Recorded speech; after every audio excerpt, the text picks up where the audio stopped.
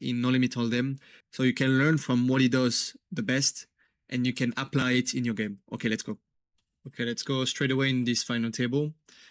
So I chose 2 tournaments where this guy, Capas, which is the leaderboard, who won the leaderboard of the last Winamax series,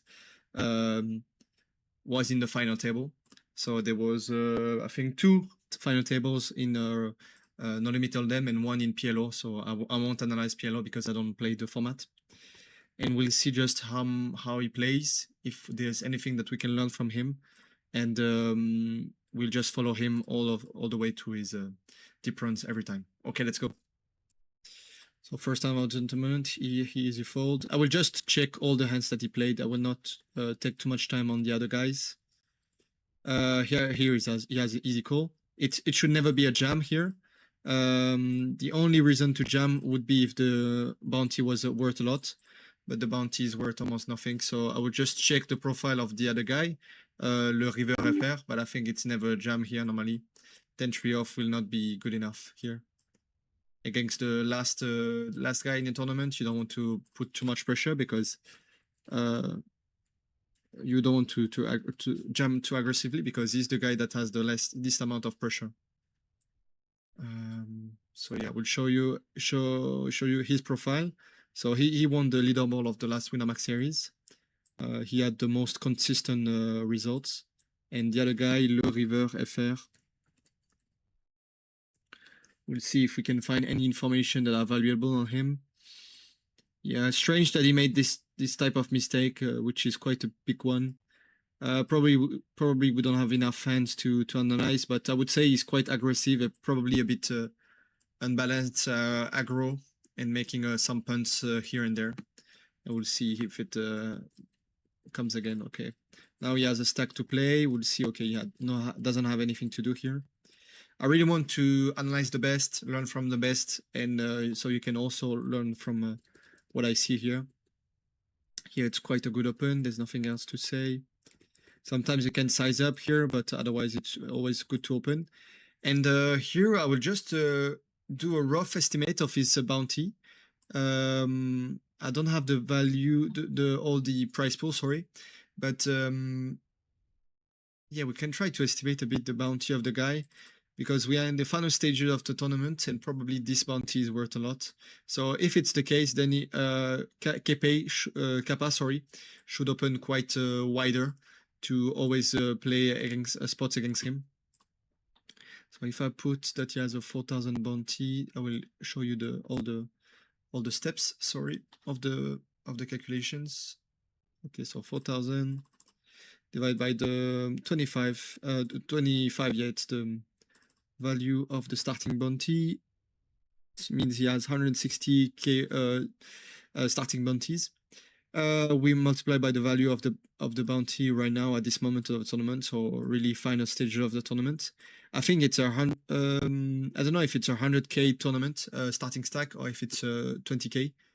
I'm almost sure it was 100k on those tournaments, so I will have to multiply by 5, and we divide by 800. So it means he's 800,000, sorry. So it means his bounty is worth 10 big blinds. So with a bounty worth 10 big blinds, you must open quite wider here. So I will see if he makes all the deviations to play the format quite well. All the hands that he showed right now are not hands that are critical. Here it's always a defense. Okay, check. Strange I decided to check back. I did some of this mistake. You can find it on the last video that I published. Some of the times you want to check a bit too much out of position. Here it really doesn't make any sense, but even in my spot it was a bit too wide to check back. So you really want to check for those spots so you don't make those mistakes.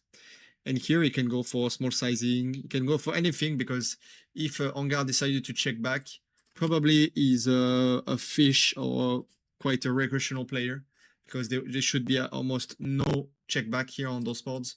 So against him, you can choose to do the sizing that you want. I will try to find, I don't have any information on him, but I will go for small sizing here. Yeah, I really like this one. A bit exploit considering the profile of the opponent, but I would say it's the best option. And river, he made the nuts. So probably the opponent doesn't have much. Otherwise, he would have bet on the flop. There's no many hands that get into his range that are really strong. So he should go for maximum half pot, I would say. It's going to be difficult to find hands that will call on his opponent's range. So yeah, I would have gone for smaller sizing here. I think it's a bit too greedy. I can understand the choice, but I think in general it's going to be way too greedy when the opponent is quite capped. Please let me know in the comments if you disagree, if you have any things that you want to add. Also, for those who don't know me, if it's your first video on this channel, welcome. My name is Luna. I've been a professional poker player for now more than 2 years, and I've studied this game from the start really passionately, and really I want to be as precise and as good as possible. And otherwise, I've known this game for almost 3-4 years. And now I've helped probably more than 20 more students, 20 plus more students to really improve in their game. I have a French channel if you want to check it out. It's the same name, Luna Poker. And otherwise, right now I want to develop this English channel. Okay, let's go straight away back in the video. Here, wow, it's quite interesting. I would 4-bet size. I don't think jamming is always the best option. And I think you can make the opponents have a tougher decision. But we are going to focus mostly on Capas. Even if this spot is interesting, we'll focus mainly on Capas on this video. So I don't want to go too much into details on the others. Just if we can find, well, it's a really great flat here. I don't really like the c-bet, but I like the flat. Yeah, it's really a good limp here. He understands that the value of the bounty is worth a lot here, so it's really, really great limp. And I think it should call here because the bounty is worth a lot. So we'll see what he decides to do. Yeah, really great deviation from him. Really well played from him, and he's rewarded. So really well played. You know what? I will put this spot as a thumbnail for the video. I think it can be really impactful, so I will do it just right now. It doesn't take much time, just to a small screenshot. But those spots are the most important, the ones that will really make a huge difference in the long run. If you really understand those spots, I think he played it perfectly, so really well done from him, and he's rewarded, so it's great. And we'll see what the opponent gets from here. Yeah, 1,600. He was unlucky on the roll, but he played really well, so really well played from him. I would open here. It's quite... so he shouldn't open too wide against Le River, but still, Le River seems to make some good errors, some big errors, over aggression. So I would say it's quite easy to defend against him. Don't really like the sizing here. It's a bit too... easy to spot that he was in the value range. Okay, we'll just focus mainly on Capas here to fold. We'll see how he plays. If there's something really interesting that we can learn from his play, I will highlight it for you. And I really want you to improve in your games, learning from the best, learning from the ones that had the best results at the last Winamax series of April. Here I can I would have c-bet, I think, high frequency, but I can understand sometimes you can check. And he splits, so it's okay. Is there other spots? Yeah, he could have gone for... No, he cannot go for 3-bet. He doesn't have such the deepness, so I really like the call. He should call here at least once. Good. And it's a good second barrel from him. From Anton. It's really a good spot. I will not analyze this profile right now, but yeah, he really made quite a good play here. You should never fold. I think it's quite too tight here to fold. It's not a big mistake because it's one of the hands that are suited, that have the less EV, that make the less EV, but still I think you can make some value just limping here. Most people will not attack as enough. Here I would have opened. I can understand that he decides to fold. His spot of open is not quite clear. No, it's It's quite a good deviation to fold here because he's covered by the button and the big blind, the two stacks that can really put a lot of pressure on him. He has a middling stack, so he shouldn't open too wide. But the main reason why he didn't open, I think it's Gary Dae here, that can put a lot of pressure on him. So I really, for now, I really like how he played, especially the pocket sixes that he decided to limp, which is really, really well played from him. Here he has two decisions. I think he beats all the bluffs. So he could still call, but I understand the fold also. I like both options. For now, he seems to play quite well, and yeah, all of his decisions are making a lot of sense. I would fold directly here probably. You don't want to play too much out of position against the chip leader. Here, pocket jacks, I think you are enough value to 3-bet call. I would go for big sizing. But if you beg to differ, please put in the comments. It can be really interesting to debate about some hands. Decided to defend here, 7-8 off. I'm okay. It will be the bottom of the defense. In a space KO format, you will defend a bit more than usual. Really interesting to check raise here. I really like this option. I would go for a bigger sizing, but I'm okay also. Like a leisure size up. Here you can 3-bet size. I think it will be the best option. Call is also interesting. And he should go for check raise directly, I think, here. You don't want to slow play too much, so I really liked his option. And he can jam turn. Perfect sizing, considering the SPR, considering what he's trying to accomplish. He really played really well on this one. And I don't really understand why Gary Dae decides to call it. He must have some information on Capas. Otherwise, I would have never called in this spot. For now, I like how he played. He doesn't do so many fancy things, but he's quite solid. It's one of the key important things to play well. Here in a chip, covering the other guy, I would have called at least once, but I can understand same. If he decides to fold, 7-5 off, okay to fold, a bit tight again on in BVB, but it can be understandable. Sorry. Check. I wouldn't go for small sizing here. Check, and probably can go for a half pot bet. I decide to lay down. He doesn't want to transform on those boards. Why not? He's not the most aggressive at all. I can go for 4-bet jam. Yeah, nice. We can see Gary Dae is really aggressive, which is not a bad thing, but just he must understand who he's facing and what he can really accomplish by being that aggressive. Ace-9 off can be a 4-bet jam against a really aggressive player. Otherwise, it's a fold, yeah. Nice. I will really focus on the Kappa's hands. I really want to know how he plays. In blind vs blind, he seems to be really passive. Fold, easy fold. Decides to limp almost range. I would open always here. Call, nice. And he can go for click raise into jam turn. He can call also sometimes. Check. You have to bet on this one. Yeah, I don't understand why he decided to choose such a small sizing, but it's interesting. It's interesting, sorry. And you should never jam here with 10-2 suited. Doesn't make any sense. Wow, he decided to fold against jam. Wow. What a strange story about having here. Strange story, really. We'll have to look in. I will just think about this spot a bit during the day. I will have to see, understand how they chose those options.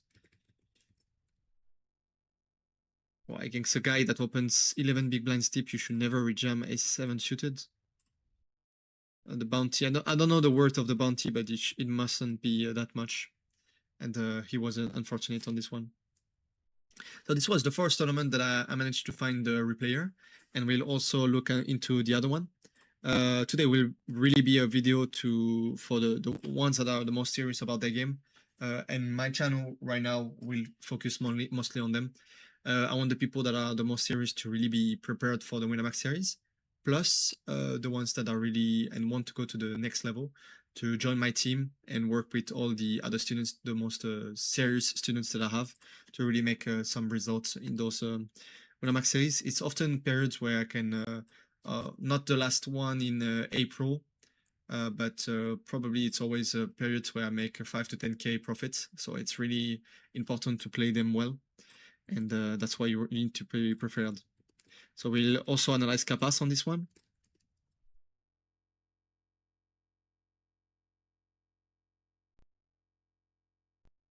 To call here, nice. I'm not a fan of the donk here. I can understand, but I'm not a fan. Can 3-bet, we can call. I like both options. Probably go more for call in ICM. Wow, he seems to play really well. He really understands the ICM. Here, probably purely a call because the board is changing too much. Wow. I really like how he plays, and here it's a good call right now. He decided to fold. Playing this passive, there's probably only ace king that makes sense on the opponent's shoes. There's no queens that beat us. Mostly kings will second barrel on this turn, so I would have always called on this river. There's not so many hands that make sense in our opponent's shoes. Jack 10 probably makes sense. Jack 9 also, but those are Jack 10 can be off, but Jack 9 will always be suited, I think. I think I would have called on this one. I would have to count a bit more the combos to go a bit more deeper on this spot. But regarding this spot, I think you can call quite well. It's a good sizing here. There's a lot of gut shots, so you want to size up a bit. I really like his play style for now. A check back here, pure. 7 makes all the floats or a lot of draws of the opponents go in, get in. So you don't want to bet too much. And here you can go for small sizing and you will fold. Yeah, I would have gone for even a smaller sizing here on his shoes. I did a lot of studying on those spots lately. So I've become a bit more precise on those. But he's really not aggressive enough in small blind, in blind versus blind. So if you are against him, you should be really aware of what he decides to do. But here, wow, what I'm seeing is that he's not capable of aggression enough. So yeah, you still have, you can see even the guy that is the leaderboard of the Winamax series, but the volume is really important in the leaderboard. But still, he made a lot of good results, and without having such a good blind versus blind strategy. But all the rest of his strategy is really, really powerful. So we can learn a lot from him. And there's a lot of beautiful things that he does. So it's still really interesting to learn from him. He's not the most aggro guy. Doesn't go for too many fancy plays. I see a lot of people that go way more out of line. He seems to be a bit more, I wouldn't say scared, but at least he's not trying to push everyone around all the time. So I really like here he decided not to value because probably will not be called by underneath hands that are under his. Sorry, I like the decide to open fold here. It's quite a good one. Here it's an easy fold. I don't know the value of the mystery bounties here, so I cannot be as precise as I would like to be in those videos. In this video, in this tournament.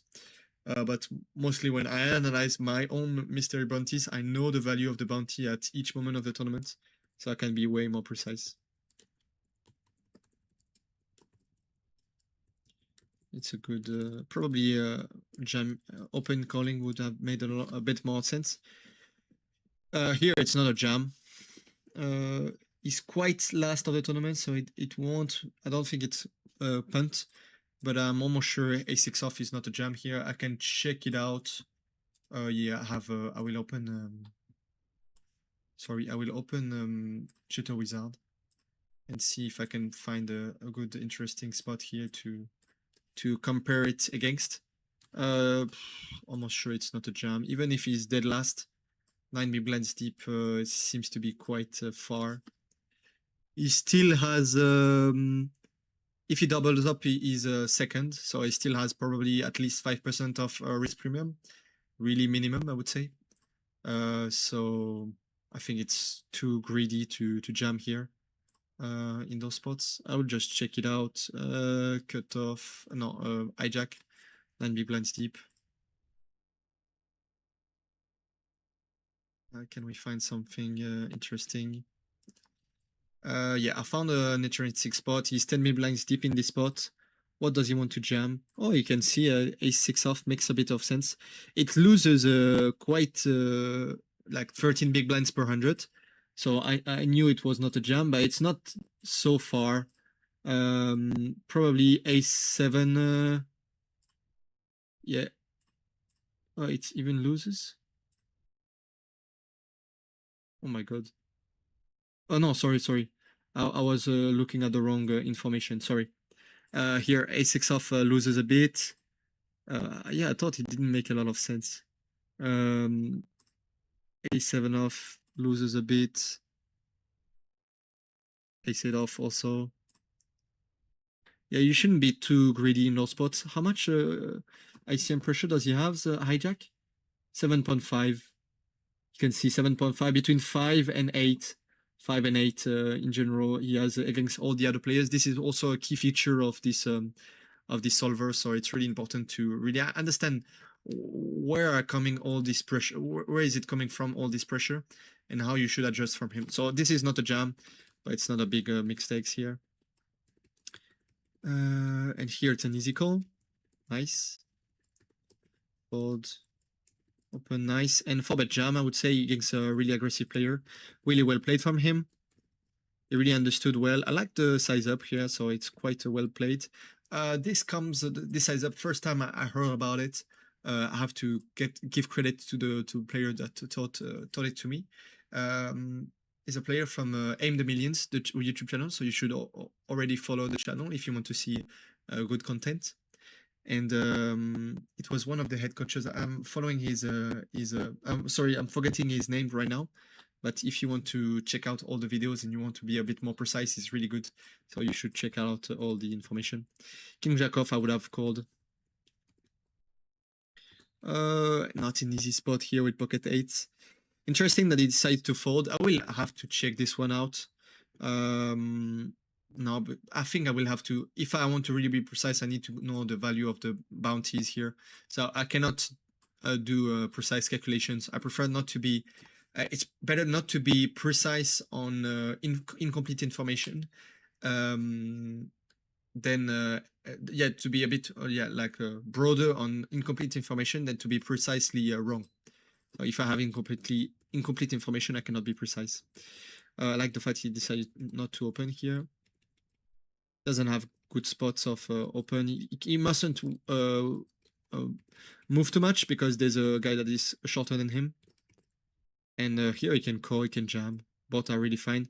Probably he beats so clearly the air range of the opponents that he prefers to call. You can call also. As here the board is quite dry.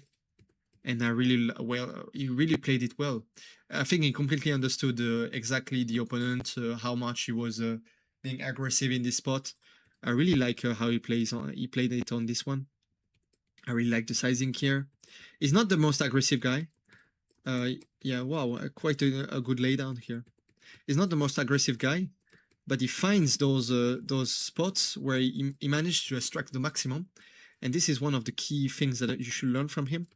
Is that when he has a spot where he can extract the maximum, he does it, and he's not trying to fight in all the spots. He's only trying to fight in the most lucrative spots. Here, it's easy, a good call against from him. He seems to be really precise, a bit tight in general, but really precise in all of his choices. And I really like how he plays in ICM. Here, it's a good, yeah, really good spots in general that he finds. Good here, check fold, okay. I would have raised almost range here against a player that I cover. I like the flat here, it's really interesting. Can go for small sizing. Really well played from him. I really like what he's showing us. This one is a bit close. I don't know the value of the bounty, so I cannot be as precise as I want. This is a really good call in ICM. You will never be caught by pocket tens or pocket jacks if you jam a 40 big blind effective. Here you should go for a big raise. This is what he does. It's really good. You can go for a second barrel here. You can check. Both options are really fine. Yeah, I really like how he plays. I wouldn't have flat. I don't know the value of the bounty, so I cannot be as precise as I wanted. And I would have transformed in the river, at the river. Yeah, as I said, he's not the most aggressive guy, but still he's making some good. He could have lost all of it on this one. Yeah, I really like how he plays in general. Let's see how it evolves. Okay, nice raise.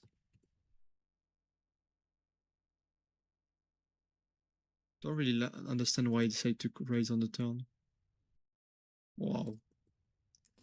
Wow, wow, wow. Really well played from Smash Bro. This tells you how much you shouldn't you shouldn't second barrel too thin in those boards, because you can be raised and jammed on by really aggressive players.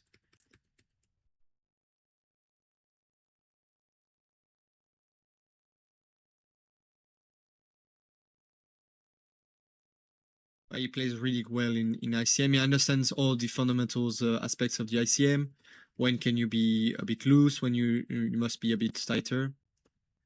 I'm not a fan of this jam. I don't think it exists. I think it will be always a 3-bet and not a jam here. So I can understand sometimes that he chose it, but that he chose this one, but I think it's a bit too wide. And unfortunately, we lose on this one. Yeah, so if you like this video, please leave a like, comment if you have any questions. If you want to go deeper in some spots, we can discuss about them on this in the comments. Otherwise, if you are really serious about your game and you want to join my team, you can fill up the Google form in the description. Otherwise, I will see you in another video. Bye-bye. Terrorisme international.